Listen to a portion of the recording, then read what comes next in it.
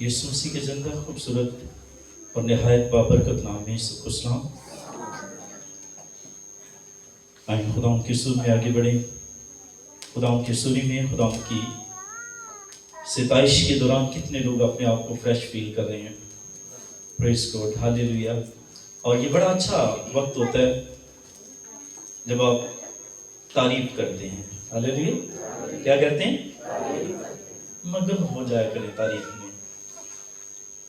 क्योंकि ये झूठी तारीफ नहीं है, ये सच्ची तारीफ है। क्योंकि एक ही तो जात है जो सारी तारीफों के लायक है। तो जब तारीफ का मरहला आता है फिर पूरे दिल से उसकी तारीफ किया करें।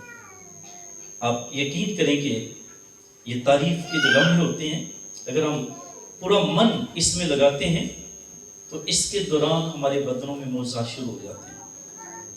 क्योंकि जिसकी तारीफ कर रहे हैं वो रूहुल कुदस के वसीला से हमारी जिंदगियों में काम करना शुरू कर देता है। तो ऐसे लम्हों को कभी जाया ना करें। खुदा के ज़ुरी में तारीफ का हिस्सा बड़ा खास हिस्सा होता है और इसमें तारीफ करके दिल शादमान होते हैं। आमीन। आइए खुदा के ज़ुरी में आज शाम सीखे। कौन बता सकते हैं कि हफ्ता पहले हम क्या सीख रहे थे?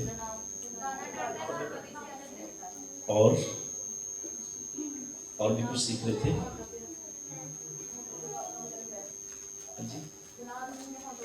Very good. एक बात ये हमने सीखी कि दाना आदमी अपने होंठों को काबू में रखता है, और होंठों को काबू रखने वाली इस आदत की वजह से वो दाना है। और दूसरी बात हमने क्या सीखी? दाना बदी से, दाना खुदा से डरता है और बदी से अलग रहता है, और अहमक झुंझलाता है और बेबाक, ये बेवकूफ में और सियाने में ये फर्क है। सियाना बंदा बदी से दूर रहता है और अहमक दलेर होता है। कभी इश्तिहार बने होते हैं बेबाक न डर। तो ये बेबाक होना न डर होना अगर तो यीशु मसीह में है तो फिर क्या बात है। आमीन। और अगर ये बदी में है तो ये बेवकूफी है। सो खुदावंद के हुजूर में हम इस साल के अंदर जो बातें सीख रहे हैं, सच्ची बताएं कितने लोगों की इन बातों से कोई फायदा हो रहा? कुछ लोगों को हो रहा है ना। कुछ बातें हम दानाई की इसलिए सीख रहे हैं ताकि हम दाना बन जाएं। तो इसके लिए उम्र की कोई हद नहीं होती। कलाम सीखना हमारी जरूरत है। आए आज यूहन्ना की इंजील में से, यूहन्ना रसूल की मार्फत लिखी की इंजील में से हम 5वें चैप्टर की 24 आयत से लेके 29वीं आयत तक तलावत करें और आज कुछ बातों पर ध्यान देंगे जो इस साल में हमारी जरूरत है। कोई भी बेटियों में से, भाइयों में से, खुदा के खादमों में से इन आयात को तलावत करने के लिए खड़े हों, तलावत करें। और मैं चाहता हूं कि जब खुदा के कलाम की तलावत होती है तो बाकी सब लोग भी अपनी जगह पर खड़े हो जाएं।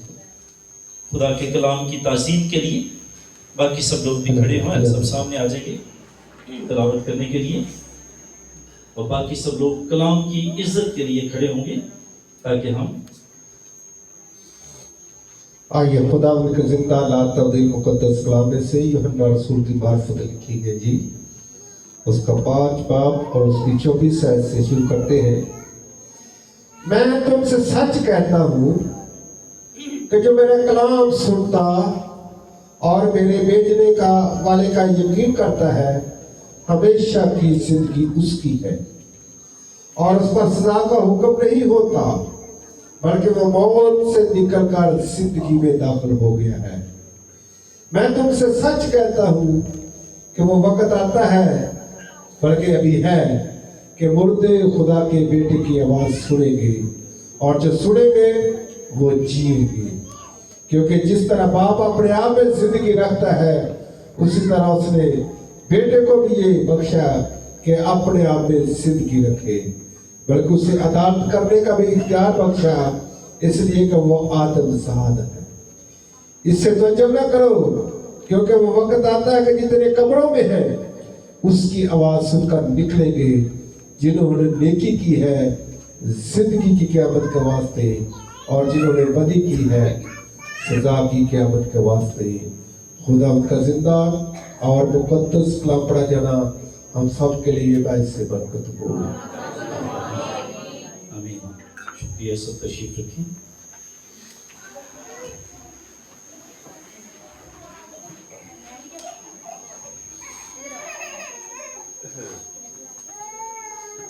खुदा के हुज़ूर में आज शाम हम सीखने की कोशिश करेंगे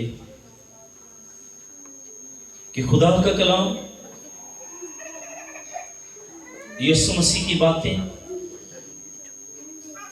खुदा का वो इल्हाम जो नबियों पर नाज़िल हुआ, जो फरिश्तों के ज़रिए से नाज़िल हुआ, और जो इल्हाम की सूरत में लोगों के दिलों पर नाज़िल हुआ, उसे एक तहरीर में लिया गया, निविश्तों में इसे रखा गया, तोमारों पर इसे लिखा गया, और आज ये एक किताब की सूरत में हमारे पास है।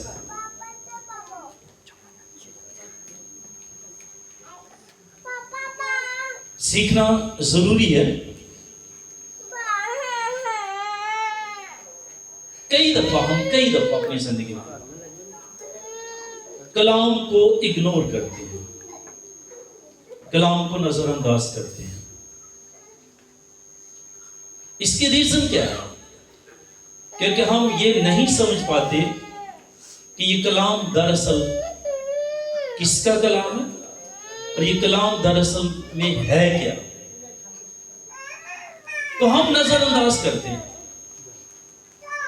कई दफा रोटी की वजह से, कई दफा नींद की वजह से, कई दफा थकावट की वजह से, कई दफा किसी रिश्तेदार की वजह से, कई दफा किसी मूवी की वजह से, कई दफा किसी ड्रामे की वजह से हम कलाम को नजरअंदाज करते हैं। ये भी नादानों वाला काम है। सबको समझ आ रही? ये भी। लेकिन इस साल का मैसेज क्या है कि दानाओं की माने चलो। तो दानाओं की माने चलने के लिए आज इस कलाम पर बड़ी गौर से ध्यान दें। बाइबल मुकद्दस में से हमने पढ़ा, यीशु मसीह ने कहा कि मैं तुमसे सच कहता हूं कि जो मेरा कलाम सुनता है हमेशा की जिंदगी उसकी है। आमीन। जो मेरा कलाम सुनता है हमेशा की जिंदगी उसकी है। और फिर ये कि उस पर सजा का हुक्म नहीं होता, और फिर ये कि वो मौत से निकलकर जिंदगी में दाखिल हो। इन तीनों जुमलों के अंदर, तीनों वादों के अंदर ये है, ये बिल्कुल भी नहीं है कि होगा, हो जाएगा, ऐसा नहीं है। वो जिंदगी में दाखिल हो जाएगा, ऐसा लिखा है। क्या लिखा है? इसको पकड़ें या फिर इसको बाहर छोड़ाएं, घर छोड़ाएं, क्योंकि सबको डिस्टर्ब कर रही है।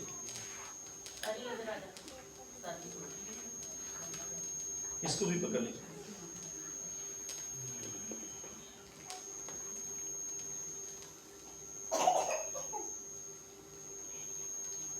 हम ध्यान देते हैं कि कलाम की रिस्पेक्ट, यही आज हमारा मैसेज भी है। इस पे ध्यान देंगे कि कितना जरूरी है कि हम यीशु मसीह के अल्फाज पर ध्यान दें। मैं तुमसे सच कहता हूं, I tell you the truth, कि जो मेरा कलाम सुनता है और मेरे भेजने वाले का यकीन रखता है, हमेशा की जिंदगी उसकी होगी कि उसकी है? उसकी है, क्योंकि कलाम सुनता है, हमेशा की जिंदगी उसकी है। और फिर उस पर सजा का हुक्म नहीं होगा, ऐसा लिखा है? नहीं, देखो उस पर सजा का हुक्म नहीं होता, क्योंकि वो कलाम सुनता है, उस पर सजा का हुक्म नहीं होता। फिर ये कि वो मौत से निकलकर जिंदगी में दाखिल होगा, हो जाएगा, ऐसा लिखा है? क्या लिखा है? ऐसा भी नहीं लिखा। वो मौत से निकलकर जिंदगी में दाखिल हो गया है, होगा नहीं, हो गया। क्योंकि रीजन ये है कि वो कलाम को सुनता है। आमीन। सुनेगा नहीं, जो मेरे कलाम को सुनता है वो हो गया है। अभी अभी बातें ध्यान देने वाली है। यीशु मसीह के लिए ये बात सिर्फ उसी के ज़बान अक़दस से निकली। मैं राह भी हूं, मैं हक भी हूं और मैं जिंदगी भी हूं। सब ध्यान से सीखिएगा। यीशु मसीह ने कहा, I am a life, I am a life. क्या मतलब है इसका? सब बोलो, मैं जिंदगी हूं, मैं जिंदगी हूं। अब ये सवाल पैदा होता है कि अगर यीशु जिंदगी है, इस तलावत में लिखा है कि खुदा अपने आप में जिंदगी रखता है। आमीन। इसीलिए उसने एक बदन बनाया और फिर उसके नथनों में दम फूंका। किस चीज का? क्योंकि वो अपने आप में जिंदगी रखता है, इसलिए वो जिंदगी किसी और को भी दे सकता है। इसीलिए उसने एक ढांचे के अंदर, एक बुत के अंदर उसके नथनों में जिंदगी का दम फूंका और वो जीती जान हो गया। अब लिखा है, जिस तरह बाप अपने आप में जिंदगी रखता है, उसने बेटे को भी बख्शा कि वो अपने आप में जिंदगी रखे। अब बेटा अपने लिए कहता है कि मैं जिंदगी हूं। आमीन। मैं जिंदगी हूं। अब याद, ये बात ध्यान से सीखेंगे कि जो शख्स जिंदगी है, उसमें से सिर्फ जिंदगी ही निकलनी है। आमीन। जिंदगी में से खुदा जिंदा है और उसमें से क्या निकलता है? जिंदगी निकलती है और वो एक इंसान को जिंदगी बख्श देती है। अब यीशु मसीह जिंदगी है और उसके अंदर से जिंदगी निकलती है। आमीन। अब यीशु मसीह के अंदर से जब जिंदगी निकलती है तो वो किस तरीके से निकलेगी? जो वो बोलेगा। आमीन। जब वो बोलेगा, उसके मुंह से आवाज निकलेगी। उसकी आवाज उसका कलाम है और उसका कलाम ही जिंदगी है। आमीन। उसने कहा कि मेरा कलाम रूह भी है और मेरा कलाम जिंदगी भी है। तो ये उसका कलाम है। अगर कोई शख्स कलाम को नजरअंदाज कर रहा है, इसका मतलब वो जिंदगी को नजरअंदाज कर रहा है। जो मेरा कलाम सुनता है, हमेशा की जिंदगी उसकी है। अगर कोई कलाम को नजरअंदाज कर रहा है, इट्स मीन को वो जिंदगी को नजरअंदाज कर रहा है। तो कलाम बेसिकली है क्या? यूहन्ना की इंजील के पहले चैप्टर की पहली आयत खुदा के खादिम बुलंद आवाज में पढ़ेंगे। उनको वैसे भी आती है और भी लोगों को आती है जी। क्या लिखा है? सब मिलकर इसे बोलेंगे कि हमारे ईमान का बहुत बड़ा हिस्सा है। इब्तिदा में कलाम था सब मिलकर बोले, और कलाम खुदा के साथ था, और कलाम खुदा था, यही इब्तिदा में खुदा के साथ था। कलाम को नजरअंदाज करने वाले लोगों सुनो, अब कलाम को नहीं, अब खुदा को नजरअंदाज करो, क्योंकि कलाम खुदा है। आमीन। इब्तिदा में कलाम था और कलाम खुदा के साथ था और कलाम खुदा था। जब किसी शख्स ने कलाम को नजरअंदाज किया, वो या खुदा को नजरअंदाज किया, और फिर वो बैठ के इंतजार करे कि खुशहाली कहां से आएगी। खुदा को इग्नोर करने वाले लोगों, ये समझो कि अब बरकत कहां से आएगी, खुशियां कहां से आएंगी, क्योंकि खुदा ही तो है जो किसी भी वक्त हमारी जरूरत है। हमें जिंदगी है, वो हमें जिंदगी है। अब समझते हैं कि उसकी आवाज में जिंदगी है, उसके कलाम में जिंदगी है।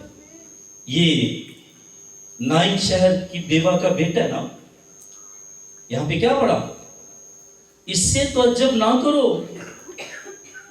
वो वक्त आता है, बल्कि अभी है, कि मुर्दे खुदा के बेटे की आवाज सुनेंगे, और जो सुनेंगे, बोलते रहना है, जो सुनेंगे वो क्यों बोला, क्योंकि उसकी आवाज में सुनेंगे कौन, ये सारे खैर है ना, बोले हाँ, सुनेंगे कौन, तो उसके बाद क्या लिखा है, जो सुनेंगे वो जिएंगे। रीजन क्या है, क्योंकि उस आवाज में जिंदगी है।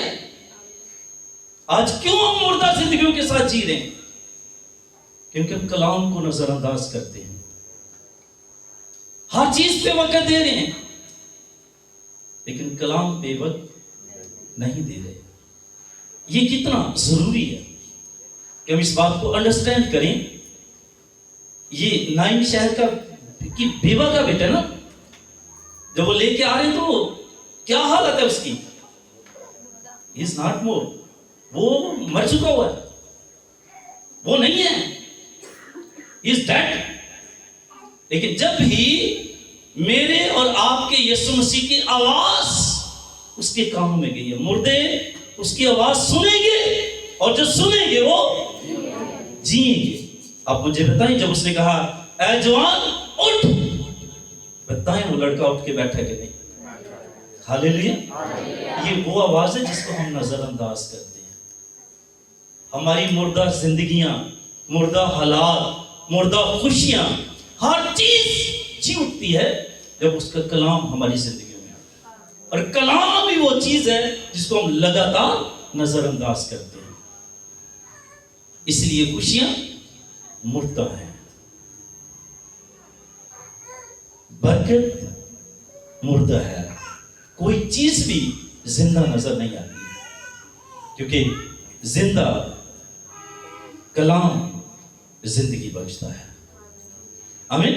सो बाइबल मुकद्दस के मुताबिक, क्या आप समझते हैं ना, जब यीशु मसीह यार के घर जा रहे थे, तो यार की बेटी बीमार थी। जब यीशु जा रहे थे, यार की बेटी, जब वो यीशु मसीह को लेने के लिए आया, तो यार की बेटी बीमार थी। यहां पे एक और बात को आप सीखेंगे, और बड़े ध्यान से सीखेंगे, कि जब यार के घर से एक बंदे ने आकर यार से कहा कि उस्ताद को तंग ना कर, तेरी बेटी मर गई है। एक इंजील में लिखा है उस्ताद को दिक ना कर, दिक का मतलब भी तंग ना कर, तेरी बेटी मर चुकी है। लेकिन ठीक उसी टाइम पर यीशु मसीह ने अल्फाज बोले। क्यों? क्योंकि दो तरह का कलाम यार के जहन में पहुंच रहा था। एक वो कलाम जो उसकी बेटी को डेड बता रहा था, आमीन, लेकिन वो जिसके पास खड़ा था वो जिंदगी है। हालेलुया। वो जिंदगी के पास खड़े होकर मौत की खबर सुन रहा था, उसे पता ही नहीं कि जो उसके पास खड़ा हुआ है वो मौत को मार सकता है। उसके पास ये इख्तियार है कि उसके सामने मौत ठहर ही नहीं सकती। इसलिए जब उसने घर से आके कहा कि तेरी बेटी मर गई है, तो यीशु मसीह ने ये नहीं कहा कि फकत एतकाद रख वो जिंदा हो जाएगी। ऐसा नहीं कहा यीशु मसीह ने। यीशु मसीह ने कहा फकत एतकाद रख वो बच जाएगी। आमीन। अब ये है कि कई दफा आप दूसरों के ईमान में शामिल हो जाते हैं। आपका अपना एक ईमान है, आपके ईमान में आपको जीना है। किसी के ईमान के साथ अपने ईमान को मार नहीं लेना है। यीशु मसीह का ईमान अपना ईमान है। और जिस शख्स घर से आया वो सिचुएशन बता रहा है जो देख के आया है। वो बंदा कब वहां से निकला, जब ये कन्फर्म हो गया कि लड़की मर गई है, जब लोगों ने रोना पीटना शुरू कर दिया, जब घर में पूरी तरह हलचल मच गई, जब उन्होंने उसके बाद लड़की के लिए उसे सेपरेट करने या कफनाने या दफनाने के लिए अरेंज करना शुरू कर दिया, तब वो बंदा वहां से निकला ताकि आके बताए कि लड़की मर गई है।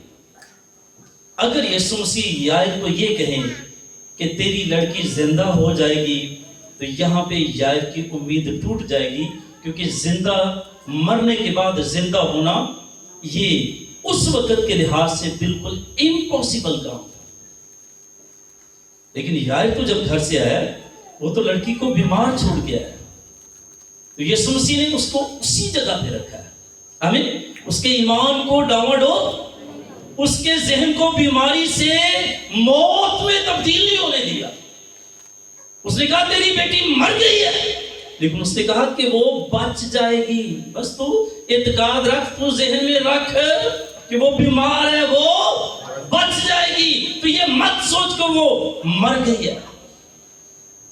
क्या इसका मतलब है कि एक साहिब ईमान बंदे ने एक कमजोर ईमान बंदे को सपोर्ट करनी है ताकि वो अपने ईमान के वसीला से मोजज़ा हासिल करे। हालेलुया। हम कई दफा अगले ईमान की शाम मैनू किसे कुछ कर छड़िया, कई दफा हम भी उसी के ईमान में शामिल हो जाते हैं। आपने क्या कहना है? आपने अपने ईमान का मुजाहरा करना है। मेरा ईमान है कि मेरे यीशु ने शैतान को शिकस्त दी है। मेरा ईमान है कि आपके लिए जो करता है वो सिर्फ खुदा करता है। आपके लिए कोई दुनिया की ताकत कुछ नहीं कर सकती। आप अपने ईमान का इजहार करें और किसी के ईमान को अपने ईमान पर हावी होने ना दें। यीशु मसीह ने बड़े जबरदस्त तरीके से वहां पे बात की। कई दफा मैं दूसरे दिनों एक मैसेज दे रहा था, तो मैंने कहा कि कई दफा लोग इस बात पर एतराज करते हैं। और किसी शख्स ने ये कहा, उसने कहा कि क्रिश्चियन लोग कहते हैं कि यीशु झूठ नहीं बोलता। हाँ, तो उसने कहा कि यार के घर में यीशु ने झूठ बोला। उसने कहा यार के घर में यीशु मसीह ने लोगों के सामने खड़े होकर झूठ बोला, क्योंकि जब बंदा यीशु मसीह के पास गया तो लड़की को मरा हुआ छोड़ के गया। जब यीशु उनके घर आया तो यीशु कहता है लड़की मरी तो नहीं बल्कि। तो उसने कहा कि ये आप चेक करो, ये यीशु क्या कर रहा है। आप तो कहते कि वो झूठ बोलते ही नहीं। तो यहाँ पे यीशु क्या कर रहा है? लड़की मरी हुई थी तो वो कह रहा है कि मरी नहीं बल्कि सही। ठीक है, ये बात सही में रखिए। हम इस बात को सीखना चाह रहे हैं कि ये सच नहीं है, ये सच नहीं है, क्योंकि जिसके हम बात कर रहे हैं उसके लिए यूहन्ना रसूल ने पहले चैप्टर की 12वीं आयत में बताया कि he is full with truth. वो सच्चाई से भरा हुआ है। हालेलुया। वो सच्चाई से भरा हुआ है। तो जो सच्चाई से भरा है उसमें से क्या निकलेगा? उसमें से सच्चाई निकलेगी, सच निकलेगा। तो सच क्या है? सच ये है कि यार के घर में तो मौत है, लेकिन यार के साथ साथ जो चल रही है वो जिंदगी है। आमीन। यार के घर में मौत है, लेकिन यार के साथ साथ जिंदगी जा रही है। अब जब यीशु मसीह यार के घर में दाखिल हुए हैं तो आप सब मिलकर बोलें, जिंदगी यार के घर दाखिल हो रही है। बोलो, क्या ये सच नहीं है? आई एम अ लाइफ, मैं जिंदगी हूं और यार के साथ जिंदगी उसके घर में दाखिल हो रही है। तो जब यीशु उस घर में दाखिल हुआ है, इससे पहले कि यीशु लड़की के पास जाता, जब यीशु उस घर में दाखिल हुआ है, मौत उस घर में से निकल चुकी थी। और चूंकि मौत निकल चुकी थी, इसलिए लड़की इस वक्त सोई हुई थी, क्योंकि जिंदगी जाएगी तो मौत भाग जाएगी। सब कहिए हालेलुया। कितना जरूरी है कि हम यीशु मसीह की बातें सुने, उसका कलाम सुने, क्योंकि उसमें जिंदगी है। आमीन। क्या कहा यीशु मसीह ने पास जाकर, ऐ लड़की उठ। तो ये आवाज है, हालेलुया, ये कलाम है, और इस कलाम के अंदर जिंदगी है। ऐ लड़की उठ, और लिखा वो लड़की उसी वक्त उठ बैठी। ये आवाज है, मुर्दे खुदा के बेटे की आवाज सुनेंगे, और जो सुनेंगे वो, ऐ लाजर बाहर आ। किसकी आवाज है? वो आवाज है जिसको हम नजरअंदाज कर रहे हैं। किसी भी चीज के लिए हम उसे नजरअंदाज कर देते हैं। लिखा लाजर कफन समेत कब्र से बाहर आ गया। ये यहीं पर नहीं है, लिखे कि इससे ताज्जुब ना करो कि वो वक्त भी आता है जितने कब्रों में हैं वो भी क्या सुनकर निकलेंगे? जोर से बोलो। वो भी उसकी आवाज ही सुनकर निकलेंगे, क्योंकि जो कब्रों में पड़े हुए हैं वो मुर्दा है, और कई कई सालों से, कई कई सदियों से वो कब्रों के अंदर है। लेकिन जब वो उसके बेटे की आवाज सुनेंगे, जब वो यीशु की आवाज सुनेंगे, तो लिखा वो कब्रों में से निकलेंगे। हालेलुया। ये तो 4 दिन की बात लोग करते हैं। 4 दिन की बात पे मार्था इस बात पे बजिद थी कि यीशु रहने दो, अभी तो उसमें से बदबू आती है। 4 दिन हो गए उसे कब्र में रखे हुए, अब तो उसमें से बदबू आती है। लेकिन उसे पता नहीं है कि वो जिससे बात कर रही है वो जिंदगी है। हालेलुया। वो 4 दिन की बात कर रही है। मैं कहता हूं उसकी आवाज सुनकर तो सदियों पुराने लोग भी कब्रों में से निकल आएंगे। सदियों पुराने लोग। कितना जरूरी है कि हम इस आवाज को नजरअंदाज ना करें। अब चेक करें, यीशु मसीह ने सुलेमान के लिए बात की, तो यीशु मसीह ने कहा कि जो सुलेमान को खुदा ने हिकमत दी, उसको सुनने के लिए लोग दूर दूर से उसके पास आते थे ताकि हिकमत को सुने। और सबा के मलका बड़े हीरे जवाहरात और बेशकीमत चीजें लेकर, तहाइफ लेकर आई ताकि सुलेमान से हिकमत सुने। बताइए सुलेमान के पास ये हिकमत कहां से आई? नहीं पता? बोलते नहीं, कहां से आई? ये सुलेमान के पास इसलिए आई क्योंकि सुलेमान ने इसके लिए दुआ की। आमीन। उसने खुदा से कहा, और याकूब रसूल ने कहा कि किसी में हिकमत की कमी हो तो वो खुदा से मांगे। लेकिन यहां पे कौन कहेगा कि मुझ में हिकमत की कमी है? वो मानेगा? कोई बंदा नहीं मानता कि मुझ में हिकमत की कमी है, इसलिए कोई मांगता ही नहीं। तो वहां पे तो वाज़ेह लिखा है जिसमें कमी है वो मांगे, वो सबको फ्याजी से देगा। यहां पे कोई मानता ही नहीं है मुझ में हिकमत की कमी है। लेकिन हमने जितनी बातें बाइबल में से सीखी कि ये तनाव की बातें हैं, उसमें से कई बातें तो हमें है ही नहीं है। तो फिर इस हवाले से फिर हम क्या हो गए? नादान ही ना। तो नादान है तो फिर क्या चाहिए? हिकमत। तो हिकमत कहां से मिलेगी? यीशु मसीह ने कहा कि इतनी दूर से लोग सबा की मलका भी सिर्फ हिकमत सुनने के लिए आए। तो यीशु मसीह ने अपनी तरफ इशारा करके कहा कि यहां वो है जो सुलेमान से भी बड़ा है। आमीन। अगर सुलेमान की हिकमत सुनने के लिए लोग इतनी इतनी दूर से इकट्ठे हो जाते हैं, तो जिसने सुलेमान को हिकमत दी उसकी बातें कितनी हिकमत वाली है।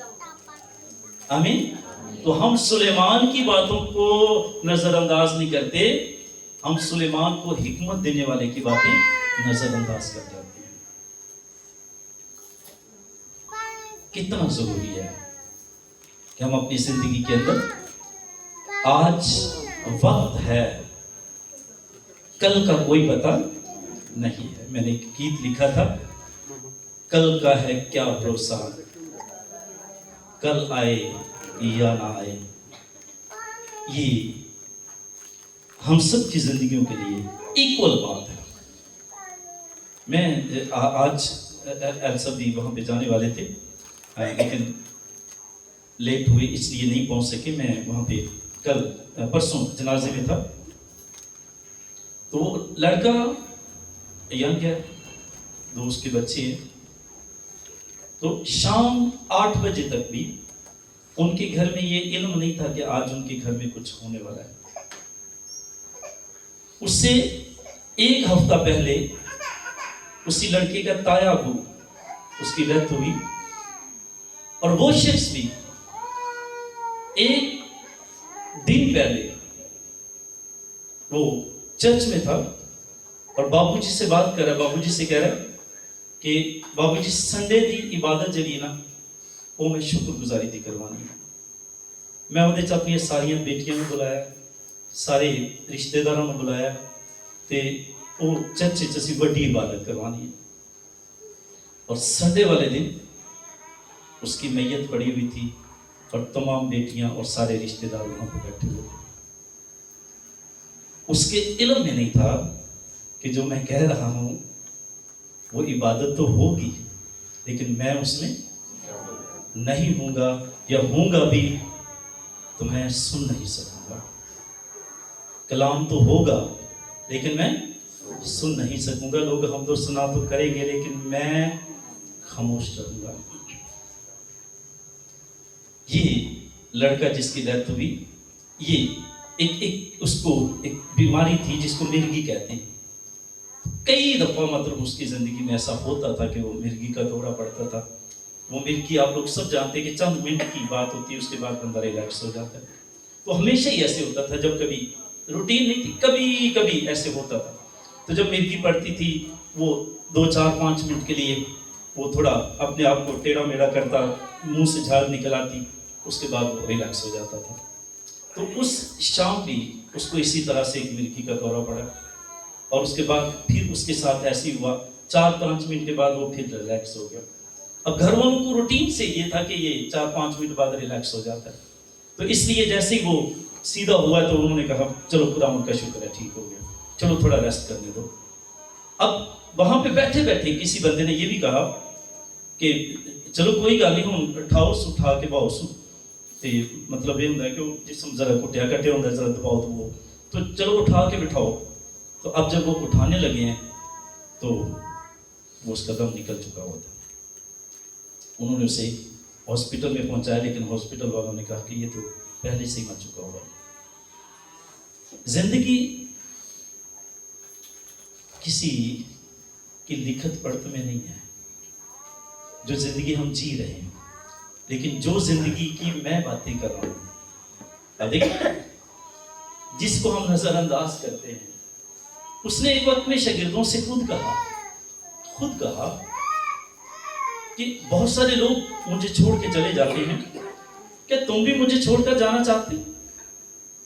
तो पता है बड़ी प्यारी आवाज आई।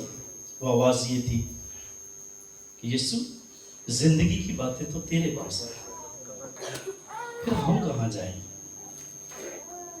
वो अनपढ़ होने के बावजूद भी इस बात को अंडरस्टैंड कर रहे थे कि इसकी बातें जिंदगी की बातें हैं, इसको छोड़ के हम कहीं नहीं जा सकते। जब तक साथ हैं हमें इसको सुनना है, हमें इसे सीखना है। और यही बात मैं कहता हूं कि जब तक जिंदा है ना, उसको सुने, उसको सीखें, उसकी परवाह करें, उसको इज्जत दें, लाख काम छोड़कर भी उसके कलाम के लिए उसके पास बैठे। उसको टाइम दें, उसको वक्त दें। किसी को नजरअंदाज करने से आप पे कोई असर नहीं हो सकता, लेकिन यीशु मसीह को नजरअंदाज करने से बड़ी चीजें बदल सकती हैं। आज का मैसेज कितने लोगों को समझ आ रहा है? यीशु मसीह ने 3 तरह के लोगों के लिए 3 तरीकों से बात की। यीशु मसीह ने कुछ लोगों के लिए कहा, मैं तुमसे कहता हूं, मैं तुमसे कहता हूं। ये उन लोगों के लिए था जो यीशु मसीह के सच्चा होने पर 100% यकीन रखते हैं। वो लोग कहते हैं कि यीशु सच ना भी कहे ना तो फिर भी सच ही है। उन लोगों के लिए यीशु मसीह ने क्या कहा, मैं तुमसे कहता हूं, और उन लोगों ने वैसे ही मान लिया। लेकिन कुछ लोग ये समझते कि बंदा अपने मुंह कहे कि मैं सच बोल रहा, उन लोगों के लिए यीशु मसीह ने कहा, मैं तुमसे सच कहता हूं। और कुछ लोग एक दफा की सच पे यकीन नहीं करते थे, उनके लिए यीशु मसीह ने कई मौकों पर कहा, मैं तुमसे सच सच कहता हूं। यानी एक बंदा अपनी बात को करने के लिए 3 तरीके इस्तेमाल करता है। मैं कहता हूं, मैं सच कहता हूं, मैं सच सच कहता हूं। भाई कोई बात तो हमारी समझ में आनी चाहिए। मैं कहता हूं इससे नहीं, तो जब वो कहता है मैं सच कहता हूं उससे सही। अगर वो कहता है मैं तुमसे सच सच कहता हूं तो उससे सही, लेकिन कोई बात तो हमें फॉलो करनी है, क्योंकि यीशु मसीह को, उसके कलाम को नजरअंदाज करने का मतलब है जिंदगी को नजरअंदाज करना। जो कलाम सुनता है हमेशा की जिंदगी उसकी है। तो ये इस साल के अंदर दानाओं वाला एक काम है कि अगर हम पिछले सालों में इसे नजरअंदाज करते भी रहे हैं तो I don't know, we don't know, you don't know कि 2027 हमारे लिए है कि नहीं है। ये साल हो सकता है हमें इसीलिए बख्शा गया कि हम दानाओं वाला काम करें और कुप्पियों में कुछ तेल भर ले। हमें नहीं पता कि भाई बाद में लबना कि नहीं लबना, कलाम को सुनने का काल पड़ जाएगा। फिर लिखा ना कि लोग समुंदर से समुंदर तक, शुमाल से मशरिक तक दौड़ेंगे। उसने वहां पे लफ्ज लिखे, उस वक्त हसीन कंवारियां और जवान मर्द प्यास से बेताब होंगे और कलाम की तलाश करेंगे, लेकिन कहीं नहीं पाएंगे। तो आज मेरी बेटियां, बहनें, भाई, बुजुर्ग सब कलाम को इज्जत दें, कलाम को वक्त दें, क्योंकि आज आपका कलाम को वक्त दिया, कल आपका खुदा के सामने इकरार होगा, है ना। जो मेरा इकरार करेगा मैं उसका इकरार करूंगा। तो ये इकरार है। आइए खुदाओं के ज़ोर में झुकें, खुदाओं की ताज़ीम करें। हालेलुया।